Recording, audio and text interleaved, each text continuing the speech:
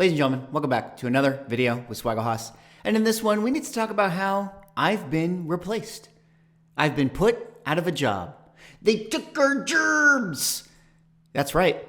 Before, I was the only comic book kid in school who had a comic book index to share with the community. And now, breaking news, introducing the GoCollect Collectible Price Index, the CPI. So in this video, I wanted to talk about this new feature being launched on GoCollect, just coming out hot off the press yesterday, and see if this could be a good tool that we use in the future to get, temperature checks on the state of the comic book market. And man, oh man, do I hope this thing is actually good, because I gotta say, guys, making the comic book index is exhausting. So if this thing can replace that, praise the cosmic gods, praise the living tribunal, praise eternity, because I'm happy to not have to do that data entry month after month.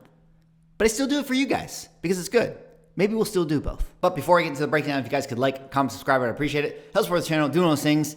But let's talk about this CPI GoCollect Index here today. Introducing CPI Collectible Price Index from GoCollect. Want to have a general sense of how prices are trending in the comic collector's market? Look no further. Here at GoCollect, we've developed what we're calling the Collectible Price Index. Check it out on the CPI overview page. A link can be found in the comics menu. If you're logged in, you'll see it on the comics market overview. Now, just a little bit of a heads up, guys. Here I'm making jokes about how I've been replaced, but to be honest, I actually got to see this in the beta because shout out to GoCollect. They had reached out to me about checking it out, but I am learning a little bit about this still, and I want to talk it through with you guys together. All right, here's the concept. The idea is fairly simple. Identify comic books whose sales would be a decent indicator of the state of the market, calculate a weekly value by aggregating the sale price averages for each of those comic books. Of course, the implementation gets a bit more complicated. As a core value here at GoCollect, in interest of transparency, we'd like to share those details on implementation. So here you see their example of the Bronze Age Index. Now, the article kind of goes on to talk about, the algorithm. They used what they feel like is a similar construction to how the Dow Jones is kind of created, at least as best they could within comic books. Here you have, some of their more detailed breakdowns. I'm not going to bore you guys, with all these, minute details. I'll put a link to the article in the description if you guys really want to get into the weeds and find out how they actually do this. But they, highlight a few things, how, they are not going to include slash prices or best offers because, that data is not as accurate for themselves.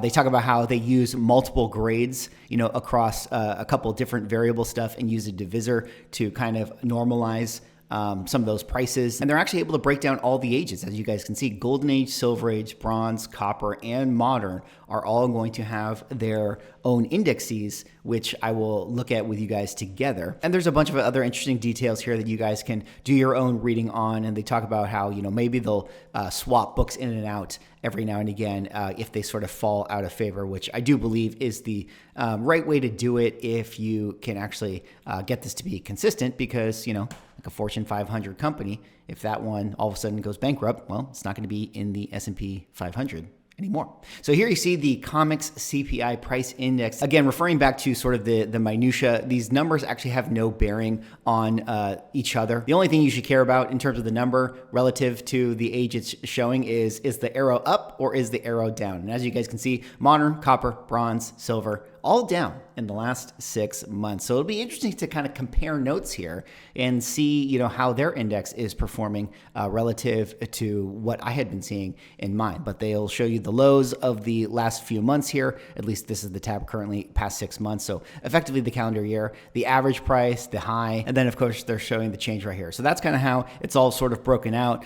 Golden Age doing very, very well, at least in the last 6 months. And then Big Spenders Club, they kind of created an index for, some of those situations like an Action Comics 1 and an AF-15, and sort of acknowledge this as, this might not be a very reliable index to look at. It might be completely swingy. The chart might, break, with random sales here and there, but they're just going to do it just to have one for us to take a look at. So let's kind of jump in here and take a look at the Golden Age. I can show you guys some of the books that they actually have being calculated for this. So we have 50 comics comprising this particular index, and they're kind of taking a few different sales for it. So you have More Fun Comics, number 73. This is the first appearance of Aquaman right here. You got All American Comics, number 16, first Green Lantern and the Origin. A Wonder Woman 1, her first series. You got a Detective 31, one of the greatest Batman covers of all time. You got a Archie Comics number 1, a Punch Comics 12. So, the golden age is, comprised of some major heavy hitters here, which you would sort of suspect that, these books are always going to be in demand. Therefore, numbers always going to go up with the golden age. It would be shocking to ever see any of these golden age books actually go down in value. I mean, someone is always going to want, an eerie number 1, a terrific comics number 5. If I was going to critique this a little bit and sort of make a suggestion for golden age comic books, I would actually say that they probably should have been focusing on, more common golden age stuff. Like I would have taken, books within the EC titles, that are fairly common, that generally speaking sell a couple times a month. This particular chart right now is showing you sales from the past 5 years. So we're going all the way back to 2019. I mean, it's a pretty safe bet that the first appearance of, Aquaman or Detective Comics 31 or Punch Comics number 12 is essentially always going to have gone up. I mean, you can even see the individual index contributions right here at the lines. I mean, there's really not many books that are ever going to, go down in value because they're focusing on the major keys, which again, I think can be a good thing, but also maybe it's a little bit misleading because I think the golden age keys are the golden age keys and you never really have to worry about them going to zero, at least until we're all, again, living in meta and we don't actually collect physical things anymore. All right, let's jump forward to the Silver Age right here. Now, I also have this one past 5 years, and this is pretty interesting. So starting in 2019, this is their graph. A lot smoother than what my index looks like because of the way that they're doing the measurements. I mean, they normalize the prices here, and you guys can sort of see, slow and steady going up throughout 2019 and 2020. You get to 2021, and it really starts to accelerate. They actually have the height of the market based here in July of 2022. I'm really going to have to kind of crunch and understand the numbers a little bit better as to why this curve is so smooth there. I would have thought that there would have been higher highs in around April of 2021 because that tends to be where most record prices were set. And where it sits today at 1766 here in June of 2024 is basically around the prices of August of 2021 that they're claiming for their index, which as a temp check doesn't necessarily feel right to me, but based on the way that they're calculating things, that could be accurate. And again, here are the 50 comics of the Silver Age that are currently represented. If you guys want to see them, you got an FF number 5, first appearance of Dr. Doom, a Showcase 22, first Hal Jordan, a Tales to Astonish number 27, first Ant-Man, you got a Tales to Astonish 13, first appearance of Groot. Some of these books are in my personal index. Some of these ones I actually didn't include. For instance, I didn't include this Tales to Astonish number 13 in the comic book index that I did, but a lot of these other ones are represented: ASM 2, Action Comics 242, 252, Action Comics, ASM 3, Jim 85.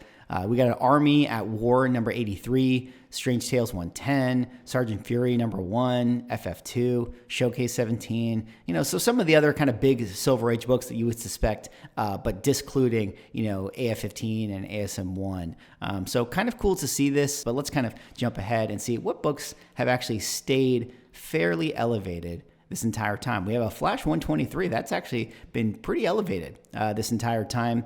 ASM Annual 1 has had some correction, not too big compared to some of the other books. Green Lantern number 1, there you go, some DC consistency right there. That's been pretty good. At least people are still hopeful with DC comic books. This one I thought was really interesting. Sergeant Fury number 1. This book has actually stayed elevated and not ever really come down. I think Sergeant Fury number 1 sneakily just did not get the same sort of speculation as a lot of the other Marvel keys right here. But some of these ones, I mean, look at the Strange Tales 110. I mean, look at that graph, up and then straight back down. Journey to Mystery 85, still pretty elevated overall. I mean, hemorrhaging a little bit, but still pretty good. Same with ASM number 3. Action Comics 252. I mean, that one is definitely up and up and up. Incredible Hulk number 2. That one has been very strong overall. ASM number 2. That one has also been very strong over these last few years or so. So interesting to see that, and based on how they kind of do the individual grades right here. You guys can actually pull down this tab and see which ones are contributing to this particular book. So they actually are calculating 3 sales from the 2.5, 3 sales from the 3.0, et cetera, 3 sales from basically a bunch of grades across the board from the 8.5 down to the 2.5.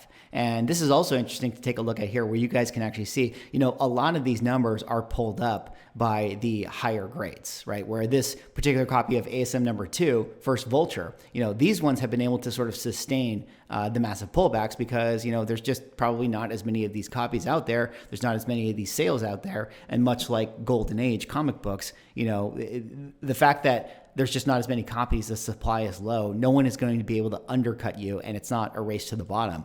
Whereas if you go down here to the 2.5, the 3.0, the 3.5, the 4.0, this is where you do see this book kind of coming down and correcting in some situations because there's, based on the census, going to likely be more of these copies out there. And so people are constantly, undercutting each other on eBay, or, there's people that are not as interested in buying, copies that maybe don't present as well, etc. So that's kind of the Silver Age. Let's jump ahead to kind of check out the rest of the ages just so I can show you them together. If you guys find this interesting, we can sort of nerd out on this stuff. Bronze Age, much like the Silver Age, according to them, peaked around, quarter 3 of 2022. Currently, it is at 1165. So 1165, it's kind of saying that we are at May of 2021. Again, I'll have to kind of really dig into that. But here are these books: Incredible Hulk 181, House of Secrets 92, Giant Size X-Men 1. All of these books are actually in my index as well. And yeah, I think I actually included every single one of these in my comic book index except for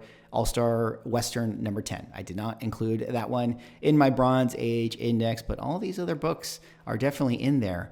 Oh man, look at this. Special Marvel 15. Look at this chart. Up and straight back down. It's very fun to kind of look at the individuals here and how they kind of normalize it across many different grades. Let's see if there's any Bronze Age books in this that have been able to sort of weather this correction storm. Conan the Barbarian, number 24, still fairly elevated. Star Wars, number 1, still, there's some Star Wars fans out there that are, holding on for hope. X-Men 100, this one is still highly elevated. And again, it's interesting because, a lot of these books say X-Men 100, which is just a book that people want to collect because they need it for their runs, but not necessarily a specific key issue. A lot of these books didn't get spec'd on as heavy, so they didn't get overbought. So they just sort of been able to slowly appreciate with the purchases of the people who wanted them. But you can continue to see sort of the individuals and kind of do your own looking when you hop over. Copper Age here, we can see that this one actually does show that 2021 was the height, kind of around May or so, and now kind of sits at 885. That would have placed us, right before the boom, kind of in December and January. This book also, the 50, The Crow number 1, Evil Ernie 1, Amazing Spider-Man 300, Raphael 1, Batman Adventures 12, New Mutants 98, kind of all the sort of heavy hitters you'd expect. Incredible Hulk 340, X-Men 266, Secret Wars number 8, Punisher number 1, and I'll just kind of quickly show you guys. Those are the books right there. Hey, Darkhawk number 1 is in this. Let's take a look at this graph. Oh, God. Oh my God, that's terrible. Obviously, this calculation is wrong. I mean, Darkhawk 1 is definitely not a 2.89 on the index scale. That would be ridiculous. All right, let's finish it out here with the Modern Age. Modern Age also, like Copper, jumped up early in 2021 down to 4184. There were 50 books: Invincible 1, Walking Dead 1, Star Wars The Clone Wars 1, we talked about that, NYX number 3, Ultimate Fallout 4, Edge of the Spider-Verse 2, and again, I'll quickly scroll past some of these books right here. But let's finish it out with a fun one here, the Big Spenders Club. Comic books only go up in value, guys, as we know. If you bought everything in 2019 for the 3,068 CPI value, you'd be at 4,700 right now, So just go out there, guys, and buy some Action Comics 1s, buy some Detective 27s, buy some Batman 1s. Don't get AF-15. Get Marvel Comics 1, Captain America 1, Superman 1, All-Star Comics 8. Just buy all these books. Get the big ones. You guys can see right there. All the big boy books. Again, these ones are hard to calculate an index for. Wait, what? Marvel Spotlight 5 is in the big spenders category? I guess it's because it had that 9/8 sale. And of course, this is the only book that's actually going to have had a correction. TMNT number 1 also had a little bit of a correction. But there you have it, guys. The CPI Comic Book Collectible Price Index for GoCollect just being launched. Interesting to see this. Let me know what you guys think about this. Let me know if you guys feel these numbers are kind of accurate, if you guys kind of sort of enjoy how they put these things together. We got the big Heritage Comics auction coming up this weekend. I'll probably do some recap videos of the sales. We'll have to take a look at how the index correlates to some of the repricing that we're going to see for a lot of books going on sale this weekend. Let me know what you guys think. What do you guys think about these charts? Are you guys excited about this? You think you guys will use it? Do you guys still want me to do my own comic book index? I feel like it's a different way to sort of measure it, and maybe we can actually do sort of side-by-side comparisons. How do my index compare to some of the indexes that we're sort of seeing with GoCollect's version right here? Anyways, that's all I got for this one. Let me know what you guys think. Like, comment, subscribe. See you all in the next video.